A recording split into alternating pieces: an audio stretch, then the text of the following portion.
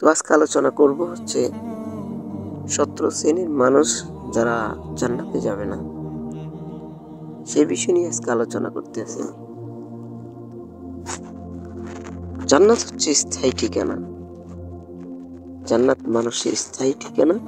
মানুষ জান্নাতে ছিল ক্ষণিকের জন্য, পরীক্ষা স্বরূপ মানুষকে দুনিয়াতে আল্লাহ সুবহানাহু ওয়া তাআলা পাঠিয়েছে শুধুমাত্র আল্লাহ তাআলা পরীক্ষা করার জন্য। আল্লাহ তাআলা সূরা মুলকের মধ্যে বলেছেন, আল্লাযী খালাকাল মাউতা ওয়াল হায়াতা লিয়াবলুয়াকুম আইয়ুকুম আহসানু আমালা ওয়া হুয়াল আজিজুল গফুর। আল্লাহ তাআলা মরণ এবং জীবন সৃষ্টি করেছেন শুধুমাত্র মানুষকে পরীক্ষার জন্য। ওমা খালাকতুল জিন্না ওয়াল ইনসা ইল্লা লিয়াবুদুন। আমি অসংখ্য জিন এবং মানুষকে সৃষ্টি করেছি শুধু তার ইবাদত করার জন্য। পরকাল হিসাব নিকাশের পর মানুষ জান্নাতে যাবে। সে দুনিয়া থেকে খারাপ কাজ করেছে বা ভালো কাজ করেছে, প্রত্যেকটা বিষয় তাকে সেদিন জিজ্ঞাসাবাদ করা হবে। যদি তার আমল না বা ভালো হয় তাহলে ডান হাতে পাবে, যদি খারাপ হয় সেটা বাম হাতে পাবে। ফামা ইয়াউমাল মিসকালা যাররাতিন খায়রান ইয়ারা ওমা ইয়াউমাল মিসকালা যাররাতিন শাররান ইয়ারা। ভালোটা হলো আল্লাহ উপস্থিত করবেন, খারাপটা হলো আল্লাহ সুবহানাহু ওয়া তাআলা সেদিন উপস্থিত করবেন। কিন্তু 17 শ্রেণীর মানুষ যারা জান্নাতে যেতে পারবে না, তারা কারা? আজকে এই বিষয় নিয়ে আমরা আলোচনা করব ইনশাআল্লাহ। এমন কোন মানুষ খুঁজে পাওয়া যাবে না যারা জান্নাতে যেতে চায় না। কিন্তু নবীজি সাল্লাল্লাহু আলাইহি ওয়াসাল্লাম মানুষের কিছু কাজ ও আচরণ সম্পর্কে সতর্ক করেছেন, যারা তাদের আচরণের জন্য জান্নাতে তো দূরের কথা, জান্নাতের গন্ধ তারা পাবে না এবং জান্নাতও প্রবেশ করতে পারবে না। নবীজির ঘোষণায় 17 শ্রেণীর মানুষ কাজ ও আচরণের কথা উঠে এসেছে। তা হলো 1 নম্বরে অবিশ্বাসী বান্দা। কারা? 1 নম্বরে হচ্ছে অবিশ্বাসী বান্দা। জান্নাত পাওয়া প্রথম ও প্রধান শর্ত হলো মহান আল্লাহর প্রতি বিশ্বাস স্থাপন করা। কেননা নবীজি সাল্লাল্লাহু আলাইহি ওয়াসাল্লাম বললেন, ঈমানদার ছাড়া কেউ জান্নাতে প্রবেশ করবে না। বুখারী ও মুসলিম। তিনি আরো বলেন, ঈমান না আনা পর্যন্ত তোমরা জান্নাতে প্রবেশ করতে পারবে না। 2 নম্বরে যার বিষয় বলা হয়েছে নিষ্ঠুর প্রতিবেশী। নিষ্ঠুর প্রতিবেশী। নবীজি সাল্লাল্লাহু আলাইহি ওয়াসাল্লাম বলেছেন, যার অনিষ্ট ও কষ্ট থেকে তার প্রতিবেশী নিরাপদ নয়, সে জান্নাতে প্রবেশ করতে পারবে না। 2 নম্বর কি বলছে? নিষ্ঠুর প্রতিবেশী। যাদের হাত থেকে তাদের প্রতিবেশী সুখে নাই, তাদের প্রতিবেশী কষ্টে থাকে, তারা জান্নাতে প্রবেশ করবে না। 3 নম্বরে যেটাকে নবী আলাইহিস সালাম বলেছেন অহংকারী। 3 নম্বরে অহংকারী ব্যক্তি জান্নাতে প্রবেশ করবে না। নবীজি সাল্লাল্লাহু আলাইহি সাল্লাম বলেছেন, যার অন্তরে কোনো পরিমাণ অহংকার রয়েছে সে জান্নাতে প্রবেশ করবে না। 4 নম্বরে যার কথা বলা হয়েছে, 4 নম্বরে চগলখোর ও পরনিন্দাকারী। যারা চগলখুরি করে, এর কথা এর কাছে যায় লাগায়, এর কথা এর কাছে যায় লাগায়, তার কাজই হচ্ছে এটা। নবীজি সাল্লাল্লাহু আলাইহি সাল্লাম বলেছেন, চগলখোর বা পরনিন্দাকারী ব্যক্তি জান্নাতে প্রবেশ করবে না। তিনি আরো বলেছেন, কিয়ামতের দিন সবচেয়ে খারাপ লোকদের অন্তর্ভুক্ত ওই ব্যক্তিকে দেখতে পাবে যে ছিল দুমুখ, যে একজনের কাছে এরকম কথা আরেকজনের কাছে ভিন্ন রকম কথা নিয়ে হাজির হতো। 5 নম্বরে আত্মহত্যাকারী। নবীজি সাল্লাল্লাহু আলাইহি সাল্লাম বলেছেন, যে ব্যক্তি নিজেকে পাহাড়ের উপর থেকে নিক্ষেপ করে আত্মহত্যা করবে সে জাহান্নামে যাবে।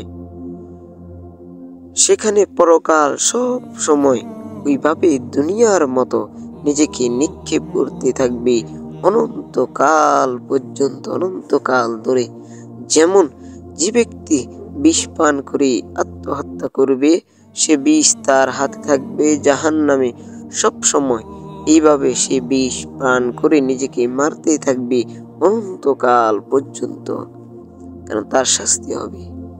যে ব্যক্তি কোনো ধারালো অস্ত্র দ্বারা আত্মহত্যা করেছে, তার কাছে জাহান্নামে সে ধারালো অস্ত্র থাকবে, যার দ্বারা সে সব সময় সর্বদা নিজের পেটকে পুড়তে থাকবে। বুখারী ও মুসলিম শরীফ। 6 নম্বর, নবী আলাইহিস সালাম যার কথা বলেছেন, আত্মীয়তার সম্পর্ক ছিন্ন করা। বর্তমানে আমাদের আত্মীয় সম্পর্কটা সবচেয়ে বেশি চিহ্নিত। নবীজি সাল্লাল্লাহু আলাইহি সাল্লাম বলেছেন, আত্মীয়তার সম্পর্কে ছিন্নকারী জান্নাতে প্রবেশ করবে না। 7 নম্বরে নবী আলাইহিস সালাম যার কথা বলেছেন, হারাম খাওয়ার ব্যক্তি, যে ব্যক্তি হারাম খাবে, হারাম খাওয়া ব্যক্তি কখনো জান্নাতে যাবে না। রাসূল সাল্লাল্লাহু আলাইহি সাল্লাম বলেছেন, হারাম অর্থের মাধ্যমে যে শরীরের মাংস বৃদ্ধি পেয়েছে তা জান্নাতে প্রবেশ করবে না। অর্থাৎ যে ব্যক্তি হারাম অর্থ অবৈধ উপার্জন দ্বারা দেহ গঠন জীবিকা নির্বাহ করেছে, জাহান্নামের আগুন তার প্রাপ্য। 8 নম্বরে, খোঁটা দেওয়া। খোঁটা দেওয়া ব্যক্তি কখনো জান্নাতে যাবে না। রাসূল সাল্লাল্লাহু আলাইহি সাল্লাম বলেছেন, সে ব্যক্তি জান্নাতে প্রবেশ করবে না যে উপকার করে খোঁটা দেয় মানুষকে। 9 নম্বরে রাসূল সাল্লাল্লাহু আলাইহি সাল্লাম বলেছেন, যার তাকদীর ভাগ্য অস্বীকারী অবাধ্য সন্তান। রাসূল সাল্লাল্লাহু আলাইহি সাল্লাম বলেছেন, পিতামাতার অবাধ্য সন্তান, মদ্যপায়ী এবং তাকদীরের প্রতি অস্বীকারী জান্নাতে প্রবেশ করবে না। 10 নম্বরে, জ্যোতিষ, জাদুকর, মাদক তথা নেশাকারী। রাসূল সাল্লাল্লাহু আলাইহি সাল্লাম বলেছেন, 5 শ্রেণীর মানুষ জান্নাতে প্রবেশ করবে না। তারা হলো মদ্যপায়ী, জাদুর বৈধতা বিশ্বাসী, আত্মীয়তার সম্পর্ক ছিন্নকারী, ছগলখোর ও গণক তথা জ্যোতিষী ব্যক্তি কখনো জান্নাতে প্রবেশ করবে না। 11 নম্বরে, ঋণগ্রস্ত ব্যক্তি। রাসূল সাল্লাল্লাহু আলাইহি সাল্লাম কাছে কোনো ঋণগ্রস্ত ব্যক্তির লাশ জানাজার জন্য নিয়ে আসা হলে তিনি জিজ্ঞাসা করতেন, সে ঋণ পরিশোধ ব্যবস্থা করেছে কিনা। যদি বলা হতো করেছে, তবে জানাজা পড়তেন, অন্যথায় সাহাবীদেরকে বলতেন, তোমরা তোমাদের সাথীর জানাজায় পড়ে নাও, কিন্তু তিনি নিজে তাতে অংশগ্রহণ করতেন না। অন্য হাদিসে এসেছে, রাসূল সাল্লাল্লাহু আলাইহি সাল্লাম বলেছেন, ঋণ ছাড়া শহীদদের সব গুনাহ ক্ষমা করে দেওয়া হবে। 12 নম্বর, পুরুষ, বেশধারী নারী ও দায়ুস। রাসূল সাল্লাল্লাহু আলাইহি সাল্লাম ইরশাদ করেন, 3 শ্রেণীর লোক জান্নাতে প্রবেশ করবে না। তারা হলো পিতামাতার অবাধ্য সন্তান, দায়ুস এবং পুরুষ বেশধারী নারী। অন্য হাদিসে এসেছে, রাসূল সাল্লাল্লাহু আলাইহি সাল্লাম বলেছেন, ওই ব্যক্তিকে দায়ুস বলা হয় যে তার পরিবারের অশ্লীলতা কুকর্মের মেনে নেয়।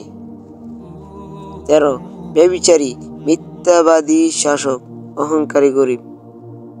রাসূল সাল্লাল্লাহু আলাইহি সাল্লাম বলেন, কিয়ামতের দিন আল্লাহ 3 শ্রেণীর লোকের সঙ্গে কথা বলবেন না, তাদেরকে গুনাহ থেকে পবিত্র করবেন না এবং তাদের জন্য রয়েছে যন্ত্রণাদায়ক শাস্তি।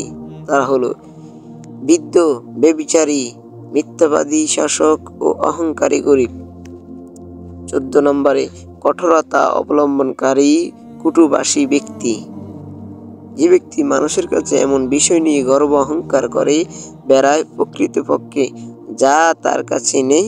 রাসূল সাল্লাল্লাহু আলাইহি সাল্লাম বলেন, কঠোর প্রকৃতিও কটুভাষী লোক জান্নাতে প্রবেশ করবে না, এবং ওই লোক নয় যে এমন সব বিষয়ে মানুষের কাছে গর্ব অহংকার প্রকাশ করে বেড়ায়, প্রকৃতপক্ষে যা তার কাছে নেই। 15 নম্বর, অঙ্গীকার গ্রহণকারী ও মুসলিমকে হত্যাকারী। রাসূল সাল্লাল্লাহু আলাইহি সাল্লাম বলেছেন, যে ব্যক্তি মুসলিম সরকারের সঙ্গে চুক্তিবদ্ধ বসবাসকারী কোনো অমুসলিম হত্যা করবে, সে জান্নাতের ঘ্রাণ পাবে না, অথচ 40 বছর পথের দূর থেকে জান্নাতের ঘ্রাণ সুগন্ধ পাওয়া যায়। 16 নম্বর, বিশ্বাসঘাতককারী শাসক। রাসূল সাল্লাল্লাহু আলাইহি সাল্লাম বলেন, আল্লাহ তাআলা যাকে জনসাধারণ শাসকর্তা হিসাবে দায়িত্ব অপূর্ণ করেছেন, কিন্তু সে জনগণের সাথে বিশ্বাসঘাতকতা করেছে এবং বিশ্বাসঘাত থাকা অবস্থায় মৃত্যুবরণ করেছে, আল্লাহ তার জন্য জান্নাত হারাম করে দেবেন। 17 নম্বর, অন্যায়ভাবে মানুষের নির্যাতনকারী পর্দাহীন নারী। রাসূল সাল্লাল্লাহু আলাইহি সাল্লাম পর্দাহীন নারী রাসূল সাল্লাল্লাহু আলাইহি সাল্লাম বলেছেন, 2 শ্রেণীর মানুষ জান্নাতে যাবে না, যাদের আমি এখনো দেখিনি। রাসূল সাল্লাল্লাহু আলাইহি সাল্লাম যুগে তাদের আত্মপ্রকাশ হয়নি। তারা হলো এমন কিছু লোক যাদের হাতে থাকবে গরুর লেজের মতো লাঠি, তারা তা দিয়ে জনগণের মারধর করবে। আর ওইসব অর্ধ উলঙ্গ বেপর্দা নারী যারা নিজেদের চলাফেরা বেশ পোষায় মানুষের মনোযোগ আকর্ষণ করবে এবং নিজেরাও অন্য মানুষের প্রতি আকৃষ্ট হবে। তাদের মাথা উটের মতো উঁচু হবে এবং এক পাশে ঝুঁকে থাকা চোয়ার মতো কেশ রাশি শোভা পাবে।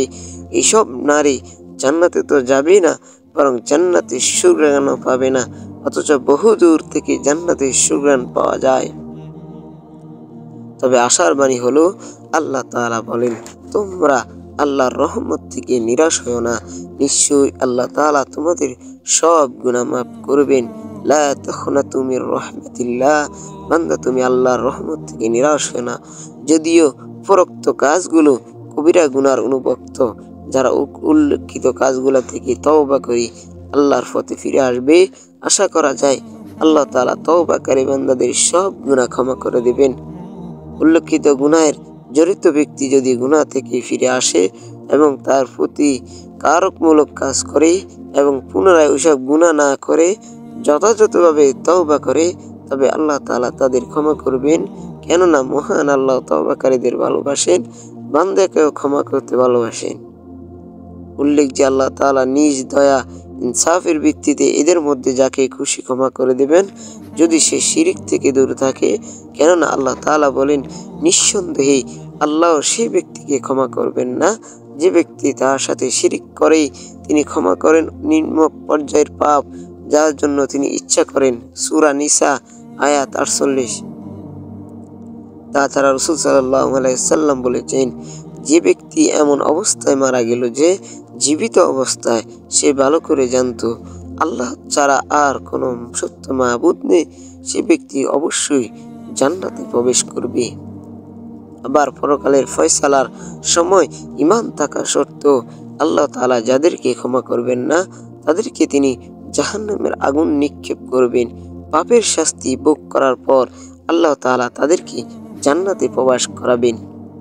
কবিরা গুনাহ জড়িত ব্যক্তিরা প্রথম পর্যায়ে জান্নাতে প্রবেশকারীদের সঙ্গে জান্নাতে প্রবেশ করবে না, বরং জাহান্নামের শাস্তি ভোগ করে পরিশেষে জান্নাতে প্রবেশ করবে। কোনো তৌহিদপন্থী ব্যক্তি কাফিরদের মতো চিরস্থায়ীভাবে জাহান্নামে অবস্থান করবে না। আর এটাই হলো আল্লাহ তাআলা মুসলিম উম্মাহকে হাদিসের ঘোষিত জান্নাতের অন্তর কাজগুলো থেকে বিরত থাকার তৌফিক দান করুন। হাদিসের উপর যথাযথভাবে আমল করার তৌফিক দান করুন। আল্লাহ বিধান যথাযথভাবে বাস্তবায়ন করে জান্নাত লাভের তৌফিক দান করুন। আমিন।